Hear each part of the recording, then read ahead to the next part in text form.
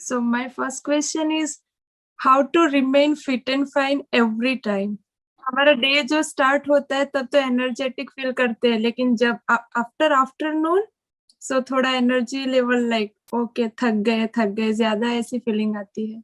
कभी सोचा है, कभी पूछा है अपने आप से ऐसा क्यों होता है, उसके पीछे क्या रीजन है? मे बी एक्सरसाइज नहीं करती हूँ इसके लिए. I think you are absolutely right. अगर आप सुबह सिर्फ एक्सरसाइज करना शुरू कर देना अराउंड हाफ एन आवर, तो आप देखेंगे आपके एनर्जी लेवल्स में बहुत बड़ा डिफरेंस आ जाएगा। तो अगर कुछ बेसिक सी भी एक्सरसाइज आप शुरू कर देना, यानी डेली सिर्फ आधा घंटे के लिए आप योगा ही कर लें और प्राणायाम कर लें, तो आप देखेंगे आपके एनर्जी लेवल में बहुत डिफरेंस आ जाएगा पूरे दिन के लिए। क्योंकि होता क्या है कि जब हम सोते हैं ना, तो नॉर्मली जिस तरह के मैट्रेसेस पर हम सोते हैं वो बहुत ही कंफर्टेबल होते हैं। अब हम ऐसा तो है नहीं कि मिट्टी पे सो रहे हैं, घास पे सो रहे हैं, ऐसा तो है नहीं। तो जो मैट्रेसेस हैं वो बहुत कंफर्टेबल हैं, उसकी वजह से हमारी जो स्पाइन है, उसकी जो पूरी पोजीशन है वो ऐसी हो जाती है कि बॉडी स्टिफ हो जाती है सुबह तक। राइट, जब सुबह उठते हैं तो नींद नींद सी आ रही होती है, ऐसा लगता है नींद पूरी नहीं हुई है और बॉडी में स्टिफनेस होती है, वो कई बार हमको पता भी नहीं होता है। वो फिर जब आप योगा करेंगे और कुछ बेसिक सी एक्सरसाइजेस करेंगे तब आपको काफी बेनिफिट होगा। I have 8 o'clock timing for job, so वो एक्सरसाइज का स्केड्यूल फिक्स नहीं हो पाता है. बेसिकली क्या है कि अगर जॉब का आपका टाइम 8 बजे का है तो थोड़ा और जल्दी उठना पड़ेगा। और शुरू में आप मे बी आधा घंटा ना करके अगर 15-20 मिनट भी योगा कर लेते हैं तो मैसिव डिफरेंस आ जाएगा आपके एनर्जी लेवल्स में। दूसरा जो है इसमें एक बहुत बड़ा फैक्टर है, वो है आपकी डाइट का, कि आप क्या खा रहे हैं, किस तरह से खा रहे हैं। कहीं ऐसा तो नहीं आप ब्रेकफास्ट को स्किप कर रहे हैं, वो भी बहुत मैटर करता है। उसकी वजह से भी हमारे एनर्जी लेवल्स डाउन हो जाते हैं। यूजुअली क्या कहते हैं कि जो ब्रेकफास्ट है वो हैवी होना चाहिए, लंच थोड़ा हल्का होना चाहिए और डिनर बिल्कुल लाइट होना चाहिए। हम इसको उल्टा कर देते हैं। तो एक डाइट का एक बहुत बड़ा रोल है, एक एक्सरसाइज का बहुत बड़ा रोल है, और ओवरऑल जिस तरह से आप सोचते हो उसका बहुत बड़ा रोल है। और एक और जो बहुत बड़ा फैक्टर है जो हर कोई मिस करता है almost, that is 1/3 of your life is spent on your mattress. मतलब सोते हुए वो टाइम निकलता है तो मैट्रेस के ऊपर हम ध्यान ही नहीं देते हैं। लोगों को आप देखोगे उनके पास गाड़ी होगी बढ़िया से बढ़िया, 10 लाख की 20 लाख की गाड़ी है, मैट्रेस है 5,000 रुपए का। तो वो एक बहुत इंपॉर्टेंट फैक्टर है जिसको हमको ध्यान में रखना है कि 8 घंटे हम बिताते हैं अपने मैट्रेस पे, तो दैट हैज टू बी सच के उससे हम सुबह जब उठें तो एनर्जाइज फील करें। तो मैट्रेस को थोड़ा ढंग से चूज करिए जो कि आपकी बैक के लिए, स्पाइन के लिए अच्छा है। थोड़ा अगर उसमें आप इन्वेस्ट कर भी रहे हैं तो that's overall good for your health. उससे भी आप देखेंगे काफी फर्क आएगा आपकी एनर्जी लेवल्स में। क्योंकि अगर रात को नींद अच्छी आती है ना तो अगला दिन हमारा पूरा अच्छा निकलता है। तो ये तीनों चीजें हैं जो बहुत इंपॉर्टेंट है, that is your sleep, your diet and your exercise. ये 3 चीजों का आप ध्यान रखेंगे तो एनर्जी लेवल्स में बहुत मेजर डिफरेंसेस आएंगे। How can one avoid street food or canned food? For example मैं ग्रोसरी करने जाती हूँ, उसके पहले डिसाइड करती हूँ कि हेल्दी ऑप्शंस रखती हूँ, फिर वहां पे जाके कुछ अनसन चीजें देखती हूँ तो पहले वही वहां पे ही हाथ जाता है और वही ज्यादातर लेके आती हूँ. चाहे इंसान हो चाहे जानवर हो, सभी में एक प्रॉब्लम है छोटी सी। वो क्या है कि जो भी जिसका खाना है, यानी जो जिसको पसंद है, वो जैसे ही हमको दिखता है या उसकी स्मेल आती है तो हमारे मुंह में सलाइवा बनने लग जाता है, जैसे बोलते हैं ना, मुंह में पानी आने लग जाता है। फिर हमारी जो ब्रेन है वो कुछ ऐसे केमिकल्स रिलीज करती है कि हम चाह करके भी अपने आप को रोक नहीं पाते हैं। तो इसका सोल्यूशन क्या है? ऐसी चीजें देखो ही मत। यानी there is no need to go to a grocery store for that matter. आज की डेट में तो वैसे ही सब कुछ ऑनलाइन है। तो ऑनलाइन पहले से ही सिलेक्ट करके रखो कि मुझे ये चाहिए, ये नहीं चाहिए। पहले से ही प्री ऑर्डर करके रखो और प्री स्टॉक करके रखो जो हेल्दी है। आप ऐसी जगह जाओगे जहां पर आपको पता है कि वो आपकी वीकनेस है, आप बार बार उसको देखोगे तो आपका मन करेगा कि बार बार मैं वो ही खाऊं। आप बार बार घूम फिर के फिर वहीं पहुंच जाओगे। तो इसका बेस्ट सोल्यूशन क्या है कि ऐसी चीजों को देखो ही मत। जैसे बोलते नहीं है, कहावत है कि जिस रास्ते जाना नहीं है उस तरफ देखना ही क्यों है।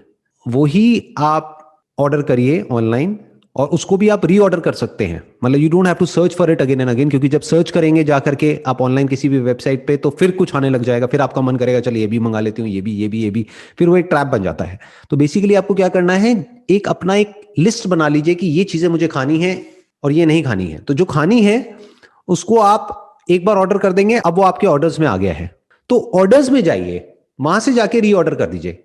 फास्ट भी हो जाएगा, जल्दी भी हो जाएगा, और इधर उधर दिमाग भी नहीं जाएगा, ना ऑनलाइन ना offline. Definitely I can try. So आपकी एक वीडियो में बताया था कि पहले आप मोटे हुआ करते थे, फिर एक एग्जाम्पल दिया था कि chewing food 32 times one byte, तो उससे ही काफी डिफरेंस है और आप अच्छा फील करने लगे। तो क्या वो चूइंग 32 टाइम्स उससे बॉडी वेट गेन होता है? उससे बॉडी वेट गेन नहीं होता है। आप ये कह सकते हैं ना तो गेन होता है ना लूज होता है। उससे बेसिकली हमारा मेटाबॉलिज्म ठीक हो जाता है, खाना प्रॉपरली डाइजेस्ट होता है। यानी कि क्या, जब हम प्रॉपरली च्यू करते हैं, अब हमको गिन करके च्यू नहीं करना है। बहुत सारे लोगों ने क्या किया, गिनना शुरू कर दिया, खा रहे हैं और मन में गिन रहे हैं 1 2 3 4 वट एवर। वो बड़ा फनी हो जाएगा। आप किसी के साथ में हो, कहीं पे डिनर कर रहे हो, तो अगर कोई आपका बॉयफ्रेंड है या गर्लफ्रेंड है, वो तो छोड़ के भाग जाएगा या भाग जाएगी वट एवर। वो कहेंगे ये पागल है, ये पता नहीं क्या करता रहता है, क्या करती रहती है, वट एवर। तो इसका मतलब क्या है कि आपको धीरे खाना है, प्रॉपरली पहले जुगाली करनी है मुंह में। जैसे गाय भैंसों को आपने देखा होगा, वो जुगाली करती हैं काफी देर तक, फिर खाती हैं। You should give time to your meal, क्योंकि अल्टीमेटली जो भी आप काम कर रहे हो, कर क्यों रहे हो?